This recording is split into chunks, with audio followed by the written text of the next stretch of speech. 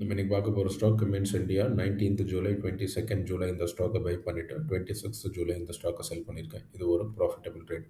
இந்த ட்ரேடை நான் big பண்ணினதுக்கு reason இந்த இடத்துல இருக்கிற டிமாண்ட் ஜோன். அதாவது இந்த இடத்துல ஒரு ரேலி கொடுத்துட்டு ஒரு பேஸ் கேண்டில் ஃபார்ம் ஆகி மறுபடியும் ஒரு ரேலி கொடுத்துச்சுன்னா ப்ரைஸ் மறுபடியும் இந்த பேஸ் கேண்டில் கிட்ட வரதுக்கு உண்டான சான்சஸ் நிறைய இருக்கும். அதாவது அது டிமாண்ட் ஜோனுக்குள்ளே எப்போ ட்ராப் ஆகுதோ அந்த நேரத்தில் நம்ம இந்த ஸ்டாக்கை பிக் பண்ணிப்போம். நான் போட்டிருக்கிற ஃபர்ஸ்ட்டு 2 ரெட் லைன் என்னோட பை டேட், நான் போட்டிருக்கிற லாஸ்ட் ரெட் லைன் என்னோட செல் டேட்.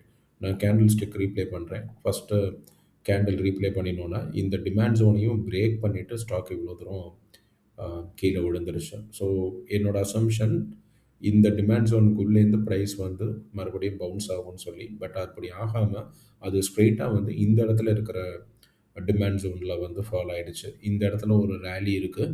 நான் சொல்கிற மாதிரி இந்த சின்ன க்ரீன் கேண்டில் வந்து பேஸ் கேண்டில்.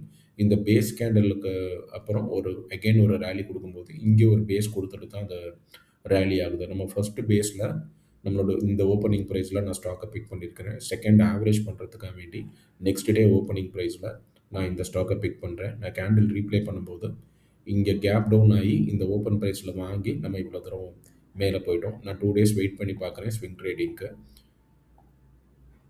நம்ம எங்கே வாங்கினோம், இந்த இடத்துல நான் ஓப்பன் ப்ரைஸில் வாங்கியிருந்தேன். இந்த ஓப்பன் ப்ரைஸில் தான் நம்ம செல் பண்ணியிருப்போம். ஸோ டோட்டலாக நம்ம ஆவரேஜ் பண்ணும்போது இந்த ட்ரேடில் நம்ம ப்ராஃபிட்டபுளாக இருந்தோம்.